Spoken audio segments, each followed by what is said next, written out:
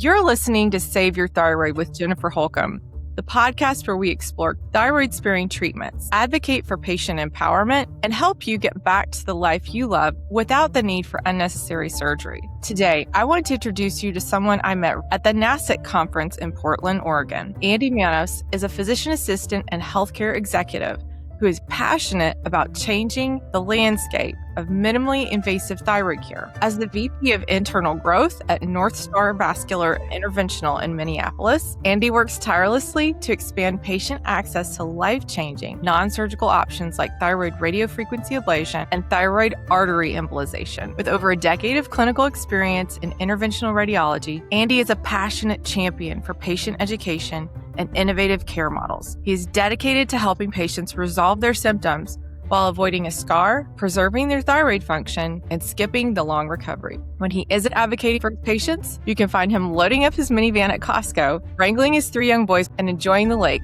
or lacing up his running shoes. He's an avid runner who's completed 6 marathons. Andy, welcome to the show. Thanks, Jen.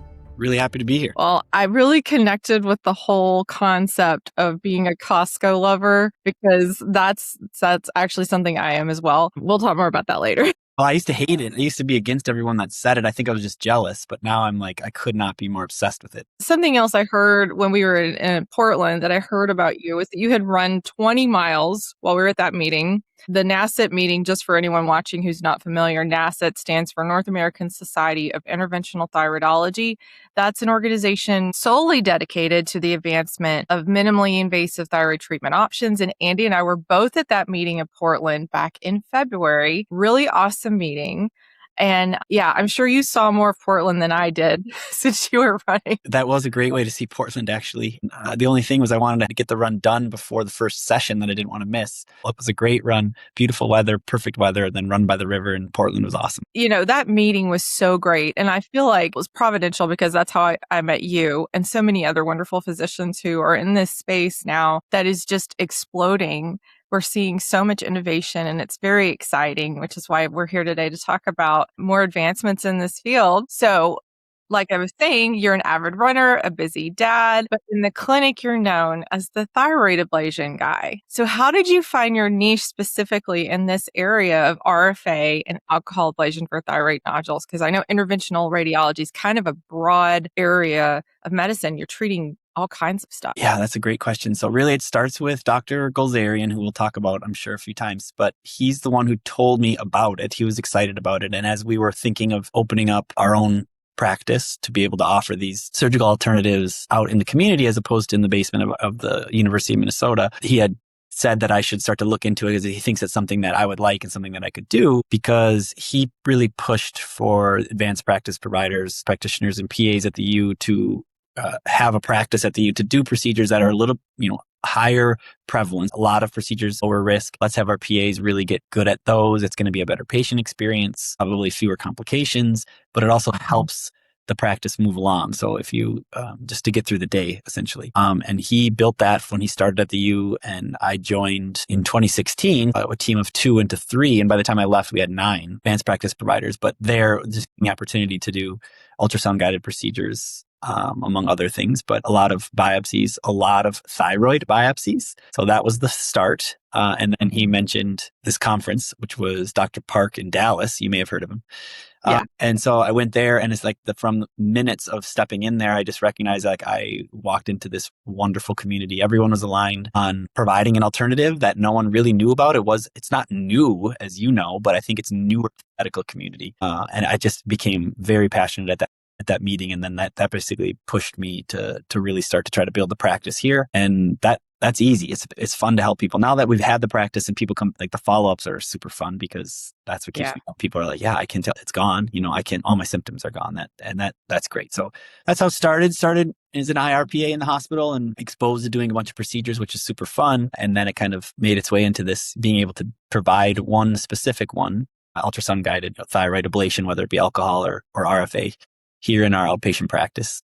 And it's been great. I'm really lucky that Dr. G believed in me or pushed me that way. And it's great. It's really fulfilling. Yeah. And we're going to talk about your colleagues in just a moment because you said some things to me via email about them that were just really incredible. And I want to bring attention to that. But let's talk a little bit about just the general field of interventional radiology for people who are not familiar, because it's not available in every community hospital in the country. You know, we hear radiology. Oftentimes we think, oh, we're just talking about someone who looks at images. But interventional radiology, you're actually intervening into something using imaging. So kind of give us a little bit more of a background on that in your field. Yeah, and you're right. People typically don't know what it is, and then you say the word and you can barely say the whole thing, and we I know, abbreviate I it. always get tongue-tied when I say it. And then they abbreviate it IR, and a lot of people are like, what does it mean? Infrared? What is it? What is IR? So we have to do some of that explaining. But what's really happening in the field of interventional radiology is, years ago we were a wing of radiology. So we were also radiologists or providers working in a dark room and reading images, and people would order things and then we would just do them based on the order. Interventional radiology, and actually Dr. G is a huge pioneer. I'll refer to him as Dr. G, but I'm Dr. Jafar Golzarian is a huge pioneer in this movement. And that's like saying, no, we're more like surgeons. Like we want to avoid, we're talking avoiding surgery, but very much our practice is more like surgery, a surgical practice. And we're clinical, right? We should be seeing these patients before we do the procedures. We should be following the patients up. We should be having our clinics. We should be rounding in the hospital. Like we need to get out. We need to be more present. Like you can't, just because what we're doing is so impactful, and we're getting asked to do a lot of things, and we've kind of found our place where we're becoming a wonderful option for patients. And so we should be out and seeing those patients in clinic, interacting with the referring providers. So kind of really making our own specialty. So that was the push for it. So interventional radiology, what is it? Yeah, so you use imaging or radiology, which would be X-ray, ultrasound, CT scans at times, to do a therapeutic procedure. So you're going to use those things to help guide a needle into the right place, maybe put a drain into an infection, biopsy something, among many other increasingly complex things. What we like to say is when there's no other options on the table, they call interventional radiology, and the innovation of our field and the people that go into it can kind of just figure something out. And that's really why the field has grown so fast, I think, is because there's a lot of innovation in the space. And it's super exciting. There is nothing, I will never forget the first procedure I watched. Just seeing the X-ray and how it's used, it was just mind blowing, and immediately just grabbed inside of me, like, this is where you belong, like you should be here. So I will not forget that. And it's very exciting.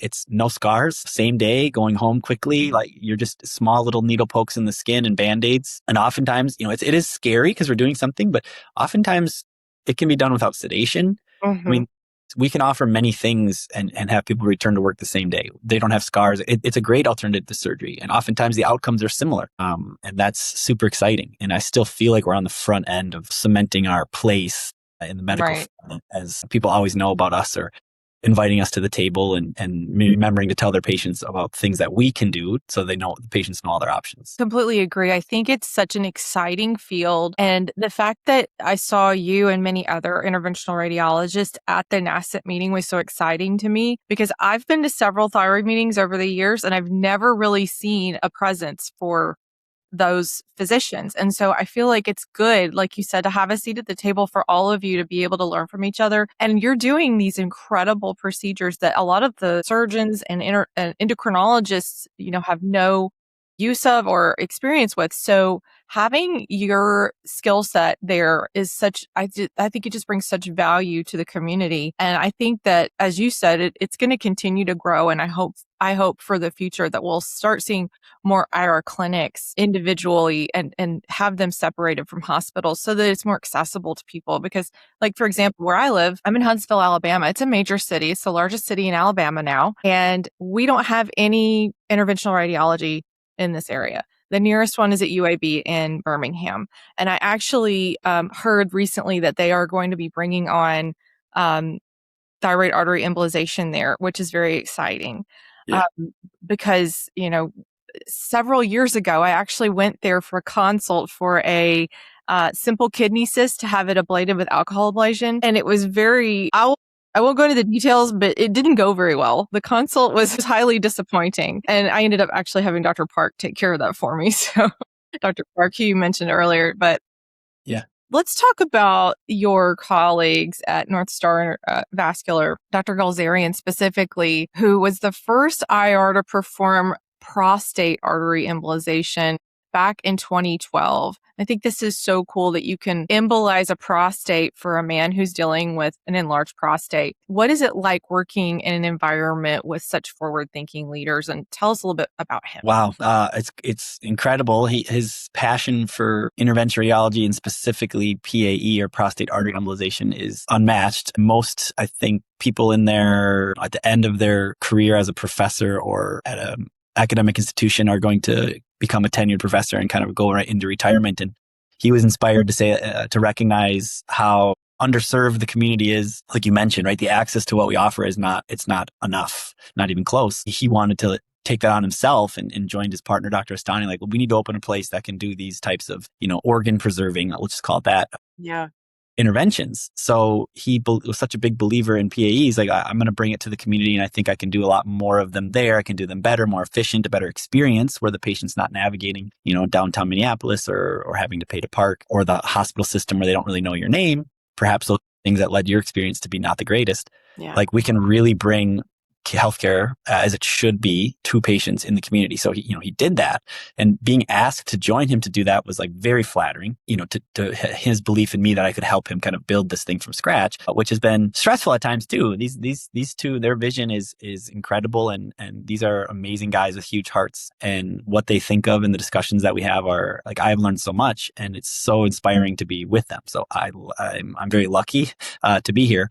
What's it like to be with him? He still loves PAE. Like, he's constantly, he'll text me, I don't know, maybe once a week or once a month, asking about outcomes. Like, he really wants to know the outcome. And we track all of our patients. So he still takes his academic mind to everything. So, private practices sometimes might just try to, have a good relationship to do PAE and do a bunch of PAE. And they know it's going to help patients, but they're not going to want to be involved in pushing the procedure or our field forward, when Dr. G is very much that way. So how can we push PAE? How can we make PAE better? How can we expand so more people know about PAE? And this, you're going to hear this across all the other things, like thyroid eventually is, we're doing that right now, pushing thyroid care forward, but he does that. His PAE is his thing, and Dr. Astani's is uterine fibroid embolization, which we could talk about shortly. So being with them is inspiring, is what it is, because they are very passionate about this, and it's very obvious, meeting them quickly that they know that they love interventional radiology because it's the best, of course, but also how it can help patients, and there's plenty, if not large amounts of patients who don't know and should. And so the prostate surgery, that was my first, working with him at the university. He was progressing the APPs along, and he brings us into clinic, and we can see follow-ups. And I remember, I'll never forget the first PAE follow-up I saw. I mean, this 75-year-old guy was like crying, and I had never met him before. And he was just telling me like how much it changed his life and how easy it was. He was like, the procedure was so easy. Within 2-3 weeks, I was better. And this guy was like at tears, like, I can sleep, my wife's happier. And like, when I saw that, I was like, this is something real. Like, this isn't just like a procedure that's only offered to the person who can't have surgery. Like, this is a big deal. And so he was really the first person who kind of lit that fire inside of me about the passion for organ preserving things, which in the prostate is an example. The thyroid and uterus are much better examples, but still. So it's incredible. I should pinch myself every day. I'm very lucky to be here, and it's a great environment to be with him and Dr. Astani in this mission we have to bring this care to people who need it. I love that story. I had goosebumps because it reminds me of myself. Like, when I had my procedure back in 2019, it was just like night and day. My quality of life got so much better. I started noticing changes within a week. And my nodule was so big, it was like making it hard for me to breathe and swallow. I was having like just this constant feeling of panic. Anyone watching this who wants to see my whole story, go back and watch episode 1, because I go into full details there. It was so inspiring to me that that's why I do this. I had to share that information with other people, because I know the incredible changes in quality of life are just astonishing. And your other colleague, Dr. Astani, you mentioned he's passionate about saving the uterus using uterine fibroid embolization. Literally just like a week ago, was watching a YouTube video, a creator that I follow regularly, and he said his wife had a health scare, and she, unrelated to the health scare, was also going to have to undergo a hysterectomy due to fibroids. Young woman, I don't know that they're done having children, and it just broke my heart. And I thought, I wonder if they know about this because I don't think a lot of people do. A friend of mine locally had some sort of, I think it was surgery to remove fibroids, and she had complications from it. And I just feel like there's so many people out there who don't know about these types of minimally invasive procedures. So I think it's great that women can avoid an unnecessary hysterectomy. It perfectly mirrors what I'm advocating for here with the thyroid. So I think it's incredible that he is a passionate advocate for this procedure for women because it can be very life-changing, and also avoid pushing a woman into artificial menopause, because I could tell you from my previous couple of years experience that going into perimenopause is no joke, much less for a woman to have a hysterectomy and go into that surgically. Why don't you tell us a little about Dr. Astani? Yeah, Dr. Astani has joined Dr. Gozerian. They're partners, they're owners of our practice, and they're big believers in this, right? Not only interventional radiology, but organ preserving alternatives to surgery. And not like I said, not as just a plan D. Like, this is something that needs to be discussed with patients right up front. And when he talks about UFE, it's very obvious that he advocates for women to at least be given the option. Don't get me wrong, hysterectomy is the best option, or it should be considered. They should know about that, but not always. And it can, it's a big change to ask a woman in her 30s or 40s, just like, you got to get your uterus out. Some women love that idea, and others don't. Well, I want to keep my insides. Like, I don't, that's part of me, and that's then a small percentage of the population that thinks that. And we know how many hysterectomies are done. And there's statistics that are kind of scary to say how many are done and how many are done for the indication of fibroids. And there's the argument, could it have been avoided if these patients would have known about UFE? And I think the difficulty here is in training and in the fields, OB and gynecology, they don't perform the UFE procedure. They all know of it because that procedure kind of came to be from uterine artery embolization. If a C-section goes wrong or the mom is bleeding, the same procedure is done. You're embolizing the uterine arteries, not for a fibroid, but because they're bleeding after a C-section. And oftentimes we get called in the middle of the night to do a procedure like that. Not me at PA, but the physicians, and Dr. Astani has. But fibroid specifically, it's a little bit more elective, but it's like very, limiting, like bleeding and the fatigue and the anemia and the bulk symptoms, the pushing on the pelvis. It can be miserable, and they don't need surgery necessarily. And like I said, depending on the fibroid, and this is where it's super helpful to have a good relationship with, so you can have a multidisciplinary approach, a good relationship with surgeon, like, hey, this is the fibroid that we have, or let's discuss of why UFE might be best here, or why it might not. And then you can kind of build that trust where this OB might, UFE, you should go see North Star and UFE. And I think that passion for preserving the uterus is, it's bigger than just trying to do as many UFE as we can, right? It's very much like, no, we are trying to do something much more than that, right? We're trying to educate the public. We're trying to advocate for patients that are underserved. We're trying to kind of get our seat at the table, making sure they're aware of our solution. And you can copy paste this discussion right into thyroid, but you've done that a bunch.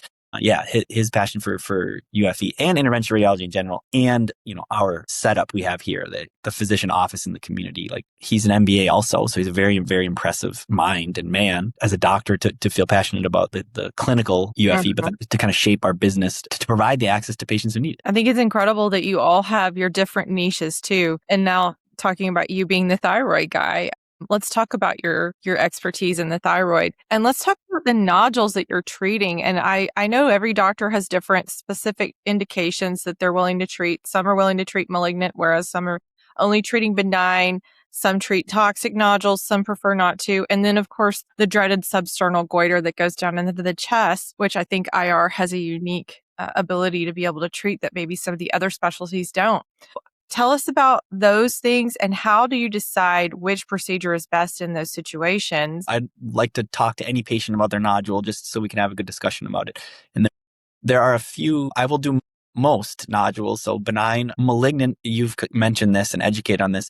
It really needs to be a certain size. Surgery still is the standard of care for malignant thyroid nodules or thyroid cancers, but there's growing research of how ablation has its role there. So we'd be selective in those, but we still would do it. Toxic or AFTNs happily would do those. We've done several, and endocrinologists get excited about it. It only takes one to be like, wow, that was easy. Like, they ablated them and now they don't need their medicine anymore. That's pretty cool. Yep. Cystic, right? So if we're going to do alcohol, challenging parathyroid, we talked about this at NASA, which was awesome. What is the role for either alcohol ablation or RFA in a parathyroid? And it's not often, but again, I kind of tracked down our endocrine surgeon locally, Mark Snyder, who's an amazing guy, and that endocrine surgeon space, like that community, he was just like so willing to hear me out. And he actually took me up on like, we went out to like happy hour, and I was confused why he would like agree to spend his time with me. But it's because he's like, hey, this is the space and I understand it, and I need to meet you, and you'll have patients that you need to run by me, and I'm going to have patients I need to run by you. So he recognized that, and that was so warm to just, and now I have like, I can just text him right now and be like, hey, here's this patient. I know it's surgical, but she really doesn't want surgery. Or she has reasons she can't have surgery. And then he's like, well, while surgery is the best, you could do an alcohol ablation of that parathyroid. Or sometimes he's even said just like, no, she really needs to see me, for instance. Like, this is just kind of too surgical. I would hate that if she went to you for an ablation and had a bad outcome. That's just not a good setup. TAE, for instance. So that is awesome to have someone like that. Yeah.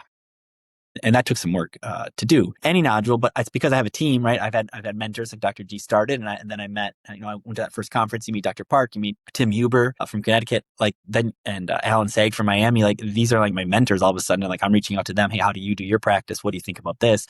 And like, it's amazing because everyone's so willing to give you their advice quickly about what to do and what not to do. It just helps our whole specialty to do that. And not only, just in IR, but then you need to have your endocrinology friends, and you need to have your surgeon friends. So you can basically, patients might not know about the text messages we send, asking those questions, but like, how great to know if you came that, oh yeah, I'm going to make sure that we're doing the right thing for you. You're not going to come here just to hear about either surgery or not surgery. It's going to be like, what is the best thing for you? And we're going to loop in a few other disciplines here and make sure that this is the best treatment for you. I'm personally willing to do a lot of it. Dr. Astani and I, of who's going to do what. He's very much the embolization guy. If it's a tricky ablation, he might, he can do that too, of course, but not so basically all of them. But of course, like there are contraindications when we would ablation, and we respect that. We have our surgical friends, and we're not hesitating to send our patients there. I think it's so good for patients to hear about the collaboration between the different specialists. One of the things that I've seen in my years as a patient advocate is the cynicism, which I've been guilty of myself. I'm not going to lie about that. And we've all experienced a negative experience in the doctor's office where, it kind of reinforces any kind of negative ideas you may have. So the common one that I see from patients is, why did I get recommended surgery? Why didn't I get told about this minimally invasive option? And the answer is always, oh, it's all about the money. They don't want you to go somewhere else and get a different treatment option because it's all about money. And I wouldn't say that is 100% of the time not the case, but I think that oftentimes we have the inability as patients to see this side, what you're talking about, the collaboration between specialties, discussing what's the right call for this patient. Could they potentially go for a non-surgical option, or are they truly a surgical case? And I think that that's just incredible. So I wanted to bring attention to that. Thank you for sharing that.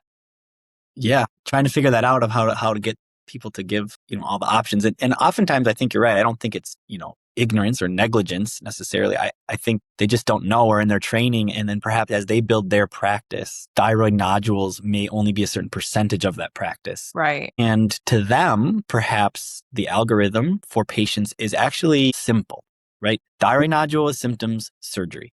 Mm-hmm. They don't really need to wait. They don't need to spend much time going to conferences to learn more about it. They're directing to other parts of their practice that they might find a little bit more fulfilling for. Maybe it's cancer care. Maybe it's something else, right? Or a different technique for a different thing. So when that patient comes in who's like, this is a big deal to them, right? I'm worried this is cancer. This is really affecting my life for all the reasons that the people who are going to watch this podcast or listen to this podcast know. It's a really, really big deal to them. Like, they want the whole world to stop, but that provider who's walking into the office like, oh, this is just another thyroidectomy. And I've done hundreds of these, right? So like, that's the obvious answer here. And let's just move forward. And if they say no, then I don't really care because I got 16 other ones to do, or I have the next patient. I think some of it might be that. And I don't mean to offend a surgeon, but I guess what I'm trying to say is perhaps that's one of the reasons where they take it for granted, essentially, that patient is coming to them like scared and like really needs like to hear someone out. Like, so what are all of my options, right? So I have this thyroid nodule and it's really annoying. And then it doesn't help that the options are either, well, just deal with it or surgery.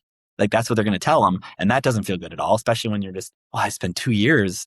This has been going on for 2 years and it's like really, really bothering me right now. And it's starting to cause all these other symptoms. Like, can they all be related? And you have all these questions. And all it would take is one person to just say like, that sounds miserable. It sounds like you want something done. Here are the things you could have done. And it takes an extra 30 seconds to mention ablation. Endocrine surgeons are, if they were the way their fellowship was. A lot of them are doing ultrasound anyway. Like Dr. Snyder, he did ultrasound in his fellowship, which is great because then he knows the skill, right? And then I feel more comfortable when he does ablation because he knows how to do it. Endocrine surgeons can offer ablation. The ones that offer ablation are going to give up, they're going to give that as an option a lot of times. Sometimes they still don't for other reasons. Yes, I think that's part of it. But absolutely trying to figure this part out is difficult. That's a big, job of mine or of our clinics is to how do we connect or get them to think of us or, hey, tell me about that patient who was just not too excited about those options that you gave. And there's another one. Like we can shrink it very easily and have them back to work and the risk is low. And then you can follow up with them if you're scared and we're not going to steal them from you and then they can see. And that's really all it takes, I think, right? They get that first patient. Okay, yeah, I think, this patient isn't the best surgical candidate, but has a thyroid nodule. Yeah, I think maybe we should try ablation. And then that patient goes back to the surgical office like this nodule, or I write them a letter, for instance. I mean, this nodule went down from 60 cc's to 6. Your right? numbers. You've been watching my old episodes. Yeah. So that's, it's hard to ignore that too. But oh my goodness. You're absolutely right. Sometimes it is about the money. I think I mentioned this before, but when the surgeon who's seeing the patients, even the ones that offer surgery, but the way he's compensated, he's actually incentivized to still bring them to surgery. And that's a problem, right? That's going to be a problem because now he says, well, Andy, I can do 4 ablations in a day in clinic and I get less payment per case. So my opportunity cost is worse, right? So I should be taking all 4 of those to the operating room where I can do 8 in a day and get paid more. And it's easier and faster for me to do. That is okay. I get it. Yeah. Right. I get it. Now the motivations behind that, you start to question of like, okay, but what's best for the patient? Like it sounds like this patient really wants ablation. You should do ablation. And he does. This surgeon does. But like those are real human things, right? That's what we have to, now we have to start to make decisions and they're really not tied to what they should be, which is like step back and patient-centered, help the patient make a decision with all their options, make them have a good experience. And I don't mean to criticize them because I could be guilty of just the same thing. If my practice, had certain demands and now I have to start making decisions for efficiency or for my own family. And that's how those things can be born, I think, or how those things can perpetuate, for instance. And that's how it is. It's just a real thing. So cracking into that is hard, but it's doable. Like I think it can happen. So I'm really glad you mentioned that. It's real life stuff we're talking about here. Those of you who are in private practice, you're managing not just your patient care, you're managing a business and you have to consider all of the aspects of running a business. What are your costs? What are your bottom lines at the end of the day? And patient care is so important, but maintaining the business is critical for you to be able to offer the patient care. And so that's why whenever we have a patient who comes to the community and says, I wasn't offered ablation by my surgeon or my endocrinologist, we say, then you need to go see someone who does offer it, have them give you an opinion or maybe get multiple opinions. Because if someone's not offering it, it might be those reasons you mentioned where it would be more lucrative to them to have surgery, or it might just be that they just are completely unaware. They're so immersed in their field that they've not expanded their knowledge to include things like these interventions. So, there's all kinds of reasons that we could talk about for hours and hours for the different variables that are involved in why a doctor may or may not offer an ablation. But the fact remains that if you are a patient and you want to know if you're a candidate for an ablative procedure, you need to go take it upon yourself, first of all, to advocate for yourself. You may need to go step outside of your traditional referral pattern and see someone who has the knowledge and expertise to do an ablative technology and get their take on your situation. That's what I had to do. That's what so many patients have to do today. If you're a patient who is in a situation where your doctor refers you to someone who does ablations, you're actually really lucky. That's not as common as a lot of people think it is. So yeah, we could go down that rabbit hole for years.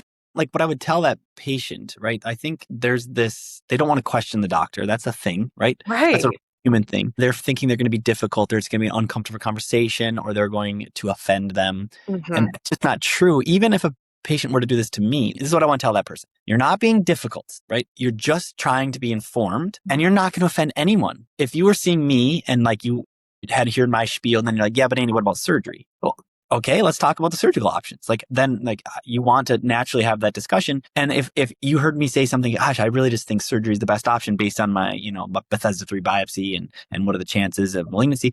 Great. Let's have this discussion. Okay. Yeah.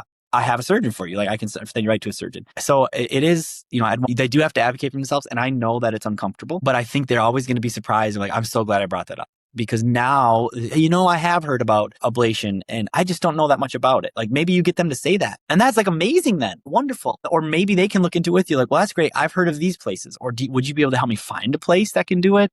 Like, yeah, let's see what, how to do it or whatever. Or let me reach out to a friend or however it would be of like figuring out what it is. And so it's easy for me to say sitting here. But even if I was a patient, you do need to advocate for yourself and just challenge them. Even if it's one question, to say, okay, I hear you. It sounds like I either have to have a observation, just wait and watch, or I can have a surgery. And a surgery just doesn't sound that great to me. Is there any other option? And then basically you've called them, said, I heard yours. Thank you for sharing those options. I'm asking you specifically, is there any other option? And that's when you're going to break them from this is my 5-minute visit on another thyroid nodule into, well, I did go to this conference and there is something called RFA. I don't do it and I don't know who does, but it sounds pretty promising. Boom, right? Like that was it. That was what you were looking for anyway. So it's just like that one little leap of faith to hear them out, but also say, gosh, that makes me uncomfortable to have surgery.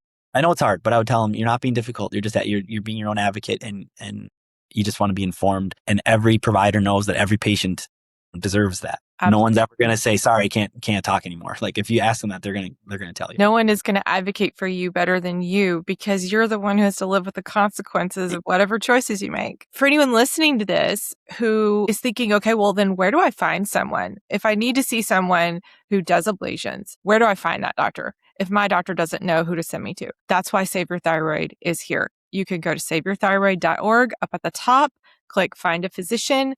And we literally have a list in the US and abroad of doctors that we know of who offer all of the different non-surgical technology treatment options. Hey, just a quick break to share something I'm really excited about. My brand new website, saveyourthyroidwithjen.com. You can head there to subscribe to my mailing list and stay in the loop about new podcast episodes, videos, and updates in the world of thyroid nodule care. And I'm now offering something new, one-on-one patient navigation services. If you're feeling overwhelmed or unsure about your treatment options, I'm here to help. As a patient who's been through this myself and spent years learning from some of the world's leading experts in thyroid nodule treatment, I can help you make sense of your choices and feel more confident in your next steps. You can learn more about patient navigation and everything else I'm working on at saveyourthyroidwithjen.com.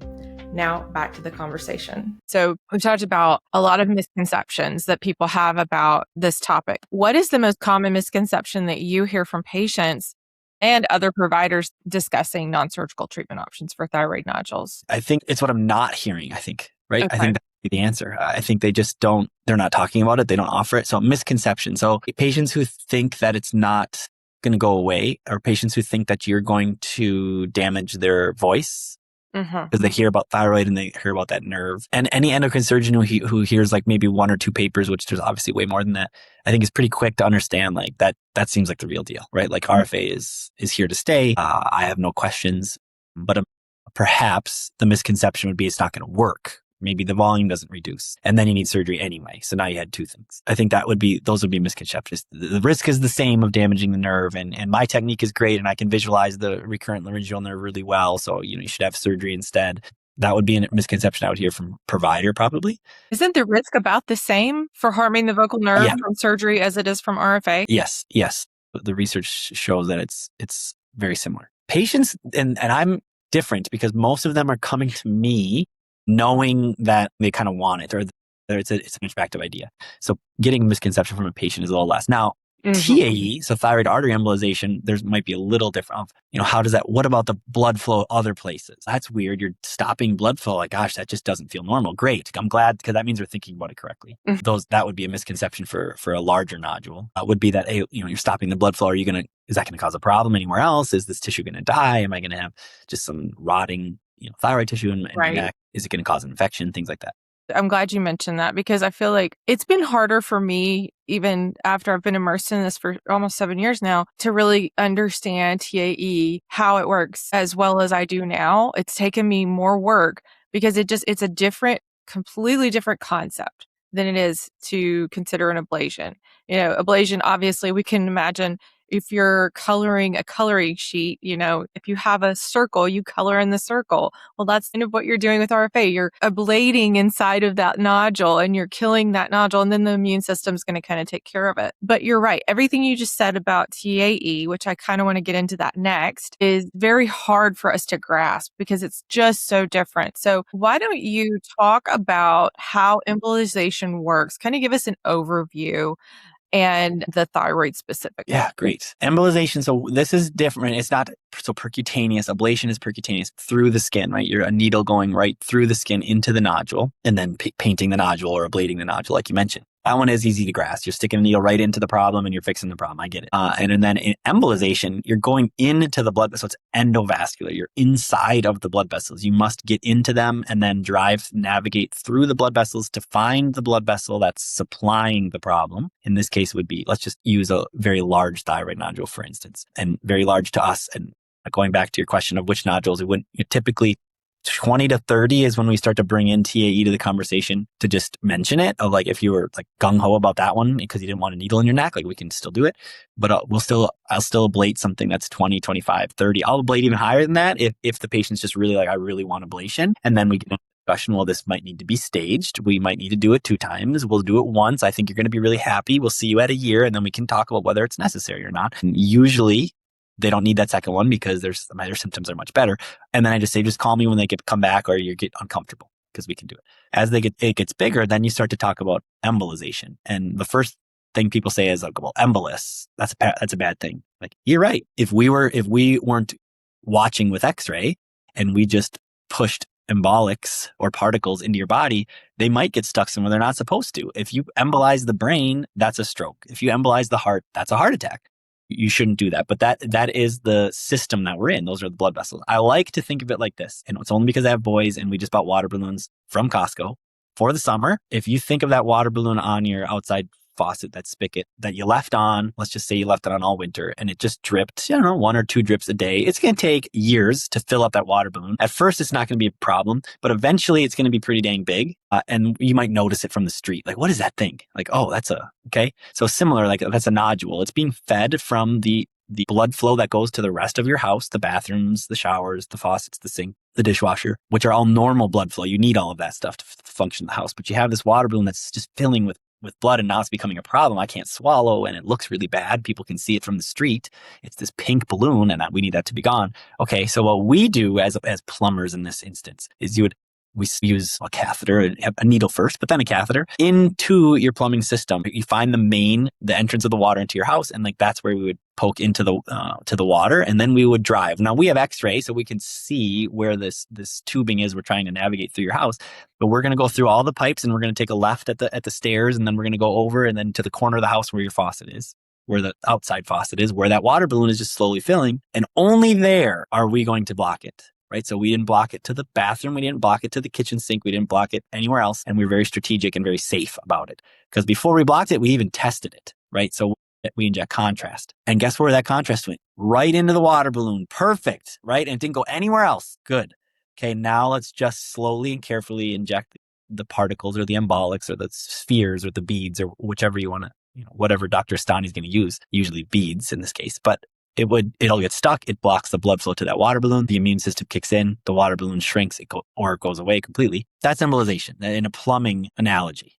I do like it. Yeah, I like it because of the water. It's a water balloon. People visualize that and like that makes sense. Like, look, this is like a big bulge. It's a water balloon the size of a golf ball or bigger. And we need to be precise and do it that way. Now in the body, we like to do that and to get into the blood flow or the water, the plumbing. You do that in the wrist. It's just I know Dr. Camacho does it that way too. It's just the best for the patient's recovery, in our opinion. And it's kind of the most direct to get up to where the arterial or the water supply is to the thyroid nodule or the entire thyroid, if it's a goiter, for instance. That illustration was so wonderful. I've never heard it illustrated that way before. That was great. I think that makes it so much more practical and helpful to visualize. And obviously, if you're a plumber, that's not how you would do it, but we understand how pipes work in a house. And so when you're doing that, you're cutting off the blood supply to that nodule. It's shrinking because it's not getting any more of its growth from the blood. And then the body is able to just kind of over time get rid of that excess tissue. So let's talk about what you see then. What specific nodule characteristics are you looking for? You mentioned size. Any other characteristics or locations where you would consider TAE as really your most applicable treatment modality? Yeah, great question. And absolutely. So solid, right? So if it's fluid, it's unlikely to have as much of a robust water or blood supply, right? So you want it to be solid on ultrasound. We're always going to do a CT scan, a CAT scan of your neck, typically with a contrast through an IV at the right time. So you can see that contrast as it goes through the arteries or the blood vessels that we're looking at that go right to the thyroid to give you an idea how much the blood flow is or the size of the blood vessel going to it. It needs to be big enough for us to find it or get into it. And then you also want to know where it starts and where it ends, right? So those are all very important things that we're looking at. So a CAT scan is really important. But what we found on a CAT scan, for instance, is going to be, well, that nodule that appeared to be solid on ultrasound is actually not getting much blood flow at all, and it's more liquid. So that would then say, well, TAE is not the best option here because it's not really getting blood flow. That would be one reason. But most of the time, it's going to be a nodule that is big, right? Size is number one. Solid, important. A location. Really, at this point, we feel so good about TAE, we would do anywhere. If it's higher or if the flow appears to be coming predominantly from the superior, from the upper part down into the thyroid, maybe we think twice, or maybe we go back to the drawing board or consider something else. We still can do it. But the classic case is going to be the goiter that dips down beneath your collarbone, right? That sub-sternal, right? Your sternum is here. The goiter slides down underneath. And this is, you had an episode and post on this about like under the surface, like an iceberg, for instance, is very similar, right? So I have a great coming up for TAE. She doesn't really look like she's got a goiter like I've seen some other goiters, but she is really struggling and finally found someone who found that it's actually this goiter that's the issue. This thing dives deep under the surface. It is like in her great vessels. It's squishing her nerve that goes down her arm. And that is a perfect case for TAE because the surgeon's going to have a really difficult time getting down there, right? And the surgeons don't want to crack the chest. That just makes things more risky and the recovery takes longer. And that's where embolization really shines. So the lower it goes, for instance, embolization becomes what we like. So large nodules, solid nodules, make sure they have blood flow, know where the blood flow is coming from, and then sub-sternal goiters that start to dive down into the chest. Man, that is such a game changer for those patients. Like to have that impact. I've interviewed several patients now. One, it was touching the heart, like it was all the way down to the heart. It was pushing on his back, shoulder blade area. I mean, that's massive. And to be able to deal with that without a surgery, that's absolutely incredible. So it's an incredible option. And I think it's amazing that you're bringing attention to this. And I would love to know, like, talk about how you're doing that. What's your strategy for bringing attention to this and helping more patients learn about this before they're rushed into surgical consults? Yeah. So this podcast will help. I did a webinar and kind of used some Facebook advertising to try to just spread awareness, get people educated. A lot of people have been told to have a goiter and then it kind of ends, right? Well, we can do surgery, we can watch. You know that. Yeah. That's it. But then sometimes like, well, I don't know, this is really affecting me. Our website is built in a way that it's easy to consume information on what we choose and why and how we can help thyroid problems, right? So if people are searching around, they might be able to find our things, blog post, and then go to conferences, right? Try to figure out other ways to do it, try to meet people, network, right? I met Dr. Snyder, the surgeon, he now feels comfortable to be asking me, like, gosh, honestly, like, what is it? Like, what is arterial embolization? Oh, great. I'm so happy you asked me. And we can start at the most simple thing because he's not as familiar with the procedure itself. What advice would you give to someone watching this podcast who has only been offered surgery, but maybe wants to explore these kind of interventional options in a clinic like yours? Good question. So hopefully they have somebody they can trust in the medical space before we turn to the internet, which is still can be really good, right? That helps you, right? That's helped other patients. That's what you're doing now to help others. But if they had someone they trusted, maybe it's a primary care provider, and they're not like they already I referred you to ENT or to endocrinology, and I thought they were going to take care of that. But yeah, they did, but they only gave me these two options, and I want to know more. What do you know? Is there anything else you've heard of, or could you help me? Because that's going to be the quarterback of your care, kind of being able to dip into something and give you good advice, right? But that's also going to help them help the next person. right? So bring it to their attention if you trust them, and just say, if you've already heard of Save the Thyroid with Jen, for instance, and you say, what do you think about RFA or TAE? And they're like, I haven't heard of those things. Oh yeah, well, I'm just learning about them, and I found this clinic in Golden Valley, Minnesota that offers it. That would be one way to do it, right? And then they can look it up themselves or help you. I looked at it and I consumed research. Providers will consume things in a different way, and in the way that they were trained, essentially, to be able to tell you, and they might say, yeah, that's a great option. Right? Or with the research on these two topics, that's what they will say, right? But on other things, maybe they'll say, I don't know if the research looks that great on that, for instance. And then at least the patient can have heard that advice. Mm-hmm. Then you would turn to the internet, right? These days, ChatGPT, great. Go to it. Okay. What are my other choices other than surgery? It's going to tell you things that are going to be helpful. And then you would be able to bring those things or start to find people that can offer it. Honestly, I would let you do it, especially with AI. I think it's really good. Now, it's my job to try to feed AI to give you the right answers, right? Or to put things, anyways, for AI to help the AI. Or you can Google it, and I love it. Like alternatives. Your story, I think Annie was her name, or Anne, for how she found TAE, like right before she was doing her thyroidectomy. Like, that is awesome. Like, I just want to look into the recovery here. And then she found it that way. She was just like, well, alternatives to thyroidectomy. Perfect, right? Perfect. And I think nowadays, while it isn't as big, and definitely these patients are underserved, they'll think it's big enough where the internet's going to find us and it's going to help you get to good information. So that'd be my advice. So if you have a trusted person in the medical field, lean on them to be your quarterback and see what they can come up with, number one. And if before or after that you want to turn to the internet, then I think that's appropriate. Within reason, of course. It probably should get things, or maybe take what you learned and then bring it to them. That's fine. Hey, these are some things I saw. Are these wrong? Tell me, am I on the right track? I'm really suspect about surgery. I don't want surgery. Are these really good options? What do you think? I think that's what I would tell them to do. I agree completely. The primary care physician community is an area that I feel like us as patients, we kind of need to work together with them, because they are often the missing link in the chain between a patient and the specialist, getting to the right specialist. So if the primary care physicians know more about what you're doing and what other physicians in this community are doing, they can know how to better point the patients in that direction, right? I've said for a while now that I need to try to get more connected with the primary care community. It's just it's a huge task, and I'm just one person. So I'm asking you as a patient, if you're watching this podcast, or if you're a physician watching this podcast, if there's a way in your network that you can kind of foster those connections and collaborate with each other, I think that's fantastic to kind of grow awareness. And then to speak to your point on AI, I'm doing what I can too. Like, let's feed the AI all the good information. Let's train it to understand that these are legitimate options. And I am really happy that I can go on like ChatGPT or Gemini and ask it questions about things, acting like I don't know what I'm asking. And it will feed me back a lot of my own content. I'm like, good, it's working. Yeah, good job. It's learning. So it's great. Okay. Well, we're getting towards the end of our time. And so before we wrap up and tell people where they can find you, I want to do a quick rapid fire round just to kind of help people get to know you better. Don't think about it too hard. Just tell me the first thing that comes to mind. Okay. All right. So what is the most underrated benefit of interventional radiology? Just a Band-Aid, right? No scar. I mean, I don't know. Like, it's really not much. 2 weeks later, you're not going to be able to see or tell where it happened. Mm-hmm. I know. It's amazing. Or you know what? Getting your life back quickly. I think that feed together, right? Like, it can be really impactful, really fast. So I think that underrated, because it feels too good to be true.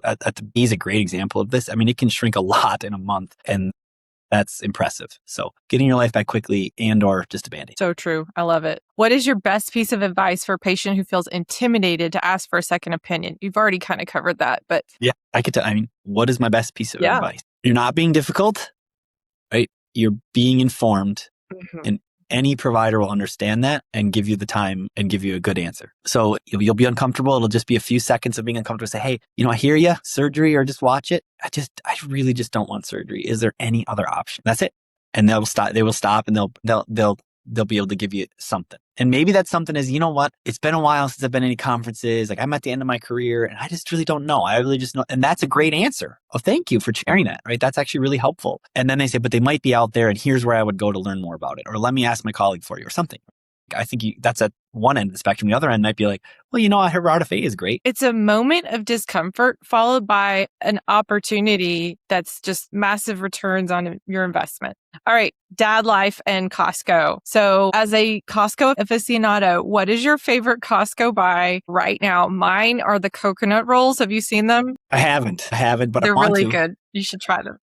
Mine is Cinnamon Toast Crunch. I've been having them several weeks in a row. And anyway. That's great. All right. This one's going to be tough. In one word, how would you describe the shift toward organ preserving therapies in medicine today? Swelling, pun intended. I think it's growing kind of exponentially all of a sudden there's multiple areas of the body where we can preserve these organs and do these treatments. And this was great thyroid discussion. We talked on fibroids, we talked on prostate. It's growing, it's swelling, with the pun intended. I love it. That's perfect. All right. Where can listeners go to find out more about the amazing work that you and Dr. G and Dr. Astani are doing at North Star Vascular? Our website, northstarir.com, or you can just Google North Star Vascular would come up. Any of our social medias, we'd be on there, Facebook, Instagram. Andy, it's been fantastic chatting with you today. Thanks, Jen. This has been awesome. That wraps up today's episode. If you found this valuable, please like, subscribe, and share it with someone who might benefit. You can find links to everything we discussed in the show notes below. Find a physician, discover treatment options, and join our patient community at saveyourthyroid.org. To stay up to date on new episodes, resources, and expert insights, be sure to subscribe to my mailing list at saveyourthyroidwithjen.com. It's the best way to stay connected and informed. There, you can also find all podcast episodes and book a 1-hour patient navigation consult for personalized guidance on your next steps. As always, please remember this podcast is for informational purposes only and is not a substitute for professional medical advice. No endorsement is given or implied for any specific product, treatment, or physician mentioned. As always, consult with a qualified healthcare professional for your individual needs. Thanks for listening, and I'll see you next time.